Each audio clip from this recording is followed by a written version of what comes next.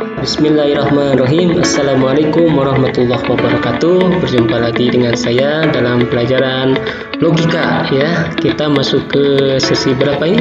Sesi 3 ya kalau tidak salah. Itu sekarang kita masuk ke pernyataan berkuantor ya.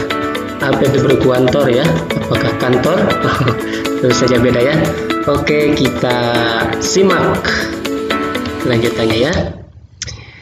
Ya, jadi apa itu kuantor? Kuantor itu jadi ada dua ya. Kuantor itu ada dua, ada kuantor umum dan kuantor khusus atau kuantor universal dan eksistensial. Yang pertama ini adalah kuantor universal.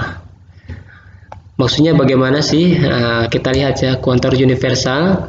Jadi suatu pernyataan ya yang menggunakan kata semua, setiap, seluruhnya itu namanya adalah kuantor universal. Jadi kata semua, setiap, seluruhnya itu namanya itu adalah kuantor universal ini ya. Nah, inilah yang dimaksud dengan ini ya, semua, setiap, universal itu namanya adalah kuantor universal. Nah, simbolnya adalah seperti ini. Ini adalah simbol universal AX ya, atau seperti ini ya. Ini dibacanya setiap X gitu ya, atau semua X gitu. X-nya bisa kan namanya X itu variabel ya. Bisa semua manusia, bisa semua dokter, semua guru, semua X. Oke. Contoh misalnya semua siswa SMA berseragam OSIS. Nah, ini menggunakan AX. Nah, X-nya itu adalah SMA gitu ya. Kemudian berseragam OSIS. Berseragam OSIS misalnya P gitu, seperti itu. Oke, kita lanjutkan lagi ya biar lebih jelas. Nah, lanjutnya adalah kuantor eksistensial khusus. Tentu saja ini adalah kebalikan daripada umum ya.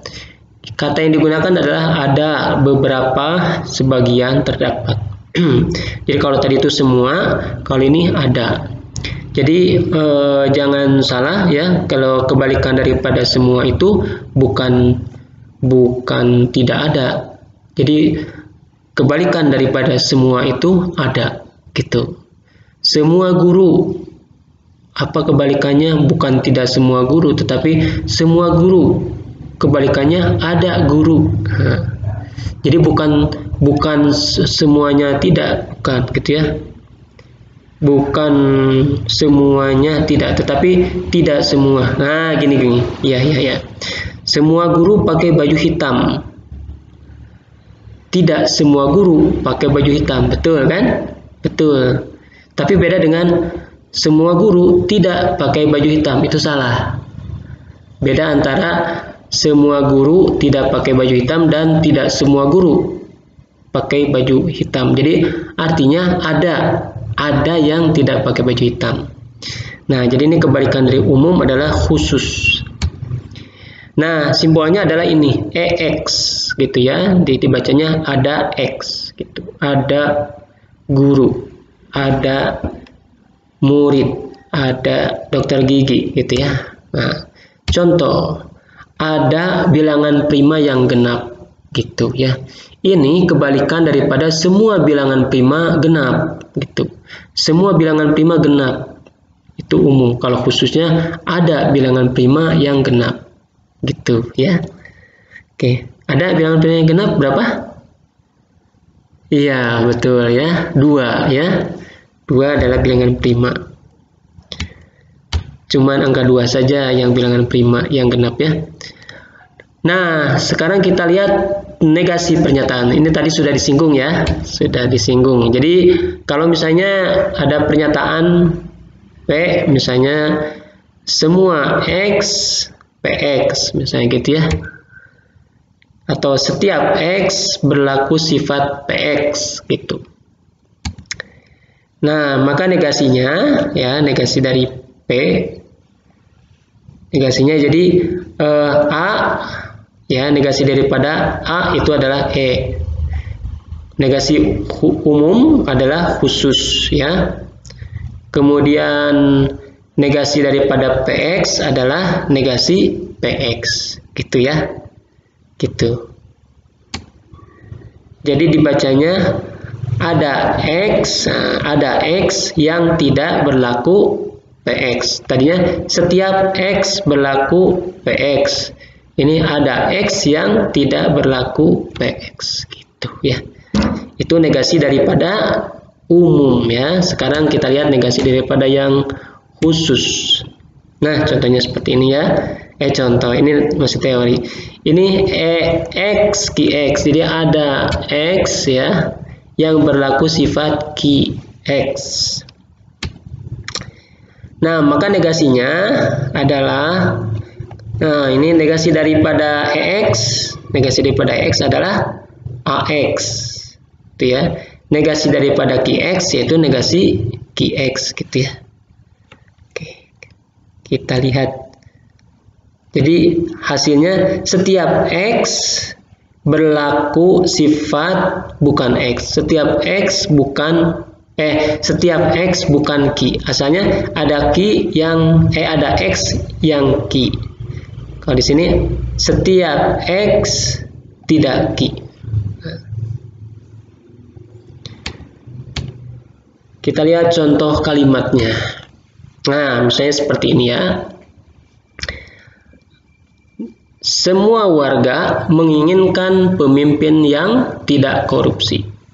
Semua warga berarti kan A, semua warga, gitu kan? Kemudian tidak P. Jadi menginginkan pemimpin yang tidak korupsi, gitu ya. Bagaimanakah negasinya? Nah, negasi daripada AX, negasi PX, ini apa namanya, setara apa namanya kemarin, bukan sama dengan ya. Jadinya adalah negasi AX adalah EX, negasi daripada negasi P jadinya P ya. Hasilnya adalah ada warga yang menginginkan pemimpin yang korupsi, gitu ya. Gitu. Jadi negasi daripada tidak korupsi, pemimpin yang korupsi. Negasi daripada semua jadinya ada ya. Ada warga yang menginginkan pemimpin korupsi. Kita lihat contoh berikutnya. Ini adalah contoh negasi dari kuantor yang khusus ya. Ada atau beberapa gitu ya. Beberapa bilangan ganjil habis dibagi 3. Beberapa bilangan ganjil, saya coret-coret ya. Beberapa bilangan ganjil, ini EX. Habis dibagi 3, yaitu PX, gitu ya. Negasinya adalah, negasinya jadi seperti ini. Negasikan semua, kita negasikan satu-satu. EX jadi AX ya. PX jadi negasi PX. Kita lihat hasilnya. Nah, nih beberapa bilangan ganjil jadi semua bilangan ganjil, gitu ya. Habis dibagi 3 jadi tidak habis dibagi 3. Gitu ya. Mudah ya, simple. Oke ya. Itu tadi mengenai logika yang berkuantor. Kita lanjutkan satu lagi ya. Satu lagi untuk hari ini. Oh, masih contoh. Oke, ada masih contoh. Saya kira sudah selesai. Oke, ini contoh. Oh ya, ini adalah contoh yang hostnya ini yang ada di soal nanti ya. Oke, nah kalau ini sekarang kita pakai maka. Jadi ada gabungannya maka. Wah, tadi kan tidak ada. Jika P maka AX QX ya. Jika P, jika cuaca hujan, ini P ya. Jika cuaca hujan, maka semua orang,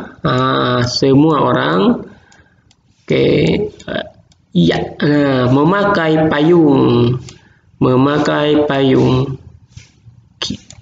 gitu ya. Jika cuaca hujan, maka semua orang memakai payung. Sekarang kita negasikan.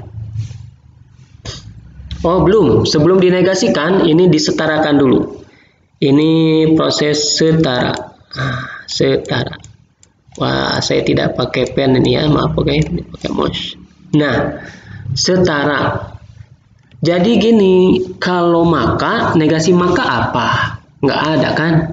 Negasi maka. Jadi buntu ya. Ketika negasi maka apa? Nggak ada buntu. Jadi kita pakai cara lain. Yaitu kita pakai kesetaraan. Ingat kesetaraan itu kalau maka jadinya adalah oke, saya tidak sekali lagi ini pakai mouse ya. Jadi kalau P maka Q, masih ingat kesetaraannya ya. Maka ini setara dengan negasi P. Oke, atau Q. Nah, jadinya seperti ini. Jadi ini setara, P maka Q itu setaranya dengan negasi P atau Q ya. Nah, jadi P, nah kalau ini P maka panjang gitu ya. Oke, maka setaranya dengan negasi P atau ini panjang. Jadi yang ini tidak berubah. Nah, setelah ini baru bisa dinegasikan. Negasi daripada atau adalah dan gitu ya. Negasi atau T adalah dan gitu. Nah, jadi kalau kita negasi ini, nah yang ini dinegasiin jadinya seperti ini. Berarti yang ini kalau dinegasikan berarti kan jadinya ini gitu kan. Negasikan semua. Sekarang kita lihat satu persatu yang kita negasikannya. Itu yang kita negasikan satu-satu. Negasi daripada negasi P jadinya P, ya kan? Negasi daripada atau jadinya dan. Nah, negasi daripada ini ya jadinya negasi ini gitu ya. Atau yang ini juga bisa disederhanakan lagi ada. Disederhanakan lagi.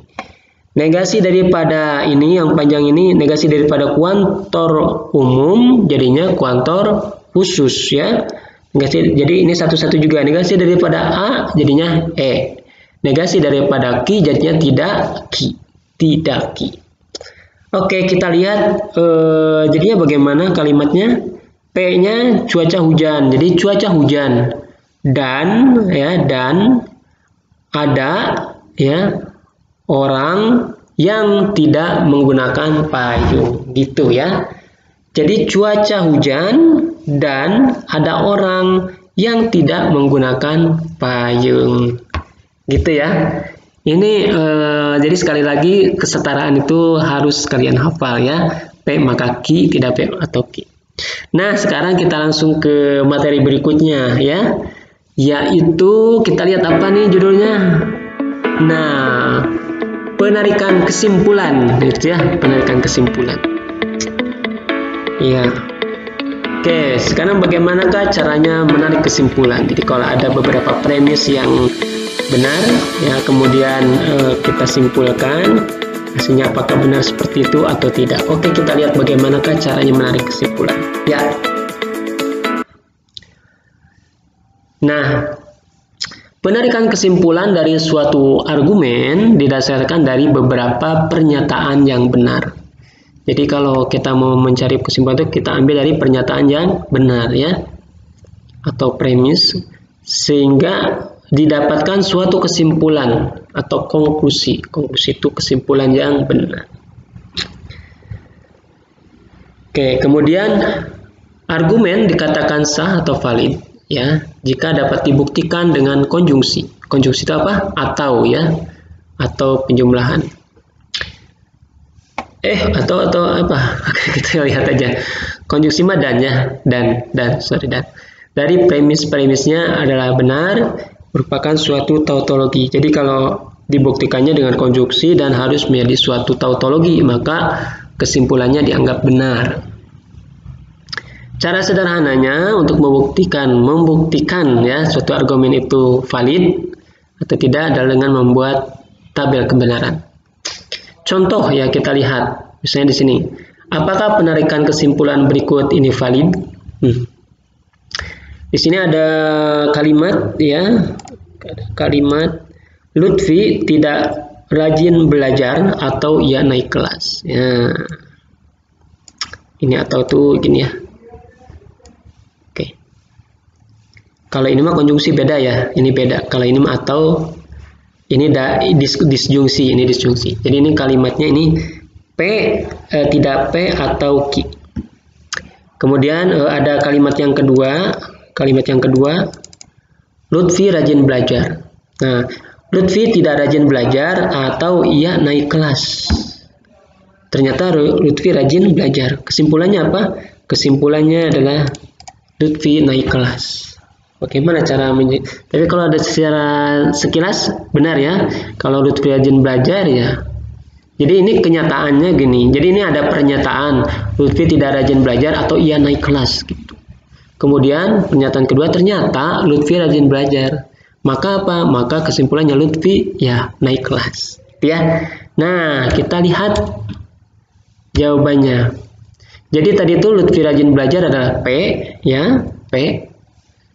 Pernyataan P. Kemudian pernyataan yang kedua Q, Lutfi naik kelas ya. Kalimat di atas dapat disimbolkan. Nah, premis satu. Jadi premis, kalau premis itu gabungan dari dua pernyataan ya, dan dianggap benar gitu ya. Kita ambil yang benar. Jadi premisnya itu negasi P atau Q. Jadi Lutfi tidak rajin belajar atau Lutfi naik kelas. Kemudian kita ambil yang posisi B-nya, posisi benarnya. Bagaimana sih? Nah, kita lihat, nanti lihat ya, kita lihat tabelnya ya. Apa maksud daripada benar? Premis 2-nya Lutfi rajin belajar, gitu ya. Kemudian tadi itu konklusinya adalah Lutfi naik kelas. Cara membuktikannya bagaimana? Kita buktikan seperti ini. Nah, jadi membuktikannya apa tadi? Dengan menggunakan konjungsi. Jadi premis 1, ini premis 1 ya, premis 1 konjungsi premis 2 PR ya, PR. Kalau P pernyataan ya, kalau PR berarti premis. Nah, hasilnya, konklusinya kita lihat di sini konklusinya. Jadi kalau konklusi itu menggunakan maka. Nah, gitu. Ini tuh artinya begini aja ya.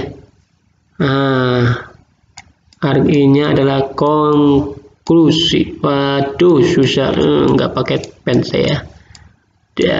Iya. Bagus ya tulisannya. Oke, konklusi. Udahlah gitu. Jadi kayak huruf D. Nah, gitu ya. Jadi menggunakan maka. Kita lihat tabelnya. Cret. Nah, kita sudah mengenal tabel ini ya. Jadi yang namanya P, ini P, BBSS, Q-nya BSBS gitu ya, BSBS. Jadi yang terakhir itu selalu BSBS. Berarti sebelum terakhir BBSS. Kalau ada 3 BB ya 4 kali SSSS, 4 kali. Gitu. Nah, kemudian kita lihat karena di sini kan menggunakan tidak P atau Q, berarti ada apa aja di sini? Ada tidak P, berarti ini pakai ini. Tidak P-nya kita cari dulu, tidak P-nya ya. Negasi P-nya. B jadi S, B jadi S, S jadi B, S jadi B. Ini saya satu kolom gitu kan. Kemudian kita rangkai lagi nih dengan atau ya. Bikin lagi seperti ini, tidak P atau Q. Berarti ini ditambah ini. 0 tambah 1, 1 ya, 0 tambah 0, 0, 1 tambah 1, 1, 1 tambah 0, 1. Jadi gini, BS, BP. Nah, di sini lihat ada tanda B. Ya, di sini ada B ya. B berarti kita lihat ini sini yang B-nya. Ini ya, ini gitu. Gitu maksudnya ya. Jadi premis yang benar itu ini dan ini. Di 3 ya. Kemudian kalau yang premis 2-nya yang B yang mana? Berarti ini sama ini. Gitu. Berarti kalau gitu karena ini tidak ya. Ini kan salah. Ini B, ini salah. Berarti yang kita lihat ini. Gitu ya, cara simpelnya gitu. Cara simpelnya kalau tidak pakai tabel caranya gitu. Tapi kalau pakai tabel semua kelihatan ya. Semua kelihatan, S-nya, B-nya kelihatan. Tapi kalau tidak pakai tabel itu caranya seperti itu. Jadi lihat yang B-nya. Nah, jadi katanya kemudian ini apa namanya ini pakai dan ya, pakai dan benar dan benar gitu kan, benar dan benar hasilnya benar ya, benar dan salah hasilnya salah, salah dan benar hasilnya salah, salah dan benar hasilnya salah, ini hasilnya gitu kan. Kemudian dari sini ya, kemudian pakai maka konklusinya ki katanya gitu ya, dari sini konklusinya ki ya, dari sini ke sini seret. Nah, benar maka benar hasilnya benar ya, salah maka salah hasilnya benar, salah maka benar hasilnya benar, salah maka salah hasilnya benar. Kalau yang salah apa? Benar maka salah ya, dan di sini tidak ada benar maka salah tidak ada. Ada juga salah maka salah, salah maka benar. Jadi di sini semuanya benar. Disebutnya apa? Disebutnya adalah tautologi ya. Tautologi. Nah, kalau sudah tautologi, artinya kesimpulan ini tuh benar, ini benar. Gitu. Jadi kesimpulan itu benar karena ternyata terbentuk tautologi. Begitu ya. Oke. Nah, kalau kita lihat tadi juga misalnya kalau yang cuma satu baris tadi itu, kembali ke satu baris. Tadi kan ini yang benar, ini benar ya. Ki yang benarnya mana ini. Terus ternyata ki-nya benar juga katanya, kita lihat kesimpulan ki-nya benar. Tuh, benar kan? Ya. Ini benar, ki-nya benar. Tuh, betul. Itu ya. Kalau tidak pakai tabel mungkin seperti itu ya. Oke. Nah, kita lihat apakah semuanya bisa seperti itu? Ya bisa, cuman panjang ya. Kalau misalnya semua soal itu harus dibikin tautologi, panjang ya. Nah, oleh karena itu sebetulnya sudah ada penarikan kesimpulan yang sudah dibuktikan dengan tabel, sehingga kita tinggal pakai ya. Salah satunya ini kan gitu ya. Jadi tidak P atau Q kemudian digabung ya, didankan atau dikonjungsikan dengan P hasilnya Q.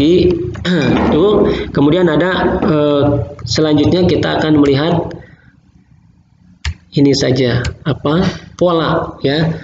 Jadi pola-pola penarikan kesimpulan apa saja yang sudah dibuktikan, Pertama ada namanya modus ponen ya. Modus ponen itu premis 1 P maka Q. Oke, saya minum dulu. Premis satunya P maka Q. Diambil yang benarnya lagi. Premis 2-nya P. Kemudian maka konklusinya Q. Gitu. Ini namanya modus ponen ya. Kalau secara hitungannya, kalau P maka Q-nya benar. Kemudian kalau misalnya P-nya benar, kalau P-nya benar, jadi kan kalau kita kotret ya, ininya sudah benar. Kemudian di sini ada Q ya, Q. Kemudian hasilnya itu harus benar. Nah, B maka Q hasilnya benar. Berarti Q-nya apa? Q-nya pasti harus B. Harus B gitu. Kalau Q-nya S, pasti hasilnya S gitu ya. Kalau Q-nya S, pasti hasilnya S. Maka Q-nya harus B supaya nilainya B. Nah, maka ini terbukti ya, terbukti dengan sendirinya. Ini yang disebut dengan modus ponen gitu, modus ponen. Contoh kalimatnya gini, misalnya Misalnya jika hari hujan, ada pesawat nih lewat ya. Oke. Pesawatnya nunggu lewat dulu. Ya. Jika hari hujan, saya bawa payung, misalnya gitu ya. Itu premis 1. Premis 1, jika hari hujan, maka saya bawa payung ya. Premis 2-nya hari hujan. Kalimat kerjanya hari hujan. Kesimpulannya apa? Ya, kesimpulannya tentu saja saya bawa payung, gitu kan? Kesimpulannya apa? Saya bawa payung. Karena saya udah jauh-jauh hari mengatakan, jika cuaca hujan, maka saya bawa payung. Ternyata hari hujan, orang-orang akan menyimpulkan sebelum saya datang, pasti pas saya bakal bawa payung. Gitu. Ternyata benar saya bawa payung. Itu ya cara menarik kesimpulan. Namanya modus ponen. Kalau saya ternyata tidak bawa payung, berarti ini ada yang salah. Gitu. Oke. Yang kedua, modus tolen. Ya, Ya, modus tolen. Modus tolen, premis 1, jika P maka Q. Oke. Premis 2-nya ternyata tidak Q. Nah, ini kayak tadi ya. Jika cuaca hujan, maka saya bawa payung. Oh, gitu. Maka saya bawa payung. Kemudian pas dilihat ternyata tidak hujan. Apa kesimpulannya? Bawa payung nggak? Tidak, tuh ya. Betul. Tidak. Ternyata cuaca tidak hujan, berarti tidak bawa payung. Iya, gitu. Ini namanya modus tolen ya, modus tolen. Cara ngeceknya gimana? Cara ngecek dengan tabel kebenarannya gini, mana-mana pen. Oh, ini pen ya. Nah, B maka Q, hasilnya B ya, hasilnya B. Di sini tidak Q, tidak Q apa? Kalau tidak Q, tidak Q-nya benar, tidak Q-nya benar, berarti Q-nya salah ya. Berarti Q-nya teh salah nih. Q-nya gini. Berarti Q-nya teh salah. Tidak Q-nya salah. Tidak Q-nya benar ya. Nah, ini salah. Berarti nah, jadi ini salah. Jadi P maka salah. Hasilnya harus benar. Supaya benar, P-nya harus apa? Kalau P-nya benar, salah, maka salah, pasti salah. Berarti di P-nya juga harus salah. Ingat ya, tadi kan kalau S maka S, hasilnya S maka S itu hasilnya benar. Gitu. Jadi P-nya harus salah. Nah, kalau P-nya salah, maka negasi P-nya benar. Gitu. Konklusi itu harus cari yang benarnya apa. Oke? Gitu ya. Oh, gitu ya. Silogisme. Nah, kita lihat silogisme. Silogisme. Jika P maka Q. Oke, sama premisnya ya. Premis 2, jika Q maka R. Ada 2 ya. Oke, ada 2. Berarti contohnya apa? Misalnya jika hari hujan, jika cuaca hujan, maka saya bawa payung, gitu ya. Ini yang pertama. Premis yang keduanya, jika saya bawa payung, ya, jika saya bawa payung, maka teman saya ikut nebeng, gitu ya misalnya. Jadi jika cuaca hujan, maka saya bawa payung. Jika saya bawa payung, teman saya ikut nebeng. Nah, gitu ya kalimatnya ya. Kesimpulannya apa? Kesimpulannya, jika cuaca hujan, teman saya ikut nebeng ya. Itu. Jika cuaca hujan, teman saya ikut nebeng. Ya, gitu ya. Nah, ini juga sama bisa bisa dibuktikan juga ya dengan cara tadi juga. Jadi kalau ini seperti ini B ya, kemudian kesininya Q ke R-nya juga B ya, maka P ke R-nya juga harus B gitu ya. Ini juga bisa dibuktikan, bisa juga dengan menggunakan tautologi bisa. Ini karena saya pakai mouse ya, jadi susah ya, susah nulisnya. Oke, jadi harus pakai pen. Oke. Nah, tapi ini tinggal cara menghafalnya kalian bayangkan saya dengan kalimat-kalimat itulah ya. Dengan kalimat-kalimat tadi. Jadi mau pakai rumus boleh, mau pakai kalimat juga saya lebih senang pakai kalimat boleh juga ya. Ini. Kemudian ada juga sih modus-modus lain di sini ya, ada silogisme disjungtif seperti ini. Premis P atau Q, kemudian premis 2-nya tidak P, konklusinya P gitu ya. Kemudian ada dilema konstruktif. Ya, ada seperti ini, P maka Q dan R maka S gitu ya. Kemudian P+2-nya P atau R. Konklusinya Q atau S. Kemudian ada dilema. Oh, kok banyak Pak sana ini ya. Nah, ini tidak perlu dihafal ya, susah. Nah, untuk membuktikannya, jadi saya kasih tugas ya. Tugasnya adalah membuktikan ya, apakah silogisme disjungtif yang ini ya, apakah kombinasi dua argumen ini modus tolen ya, dikonjungsikan dan modus ponen dikonjungsi, modus tolen dikonjungsi, konklusinya ini benar atau salah gitu ya. Kalian buktikan dengan cara tautologi, dengan tabel ya, sehingga terbentuk tautologi. Oke, nanti ya. Terus ada lagi nih tuh konjungsi ya, premis satunya P saja, premisnya Q saja, konklusinya P dan Q. Nah, ya. Oke, kalau ini mah ininya aja ya, apa namanya? Yang B-nya saja itu ya. B-nya saja.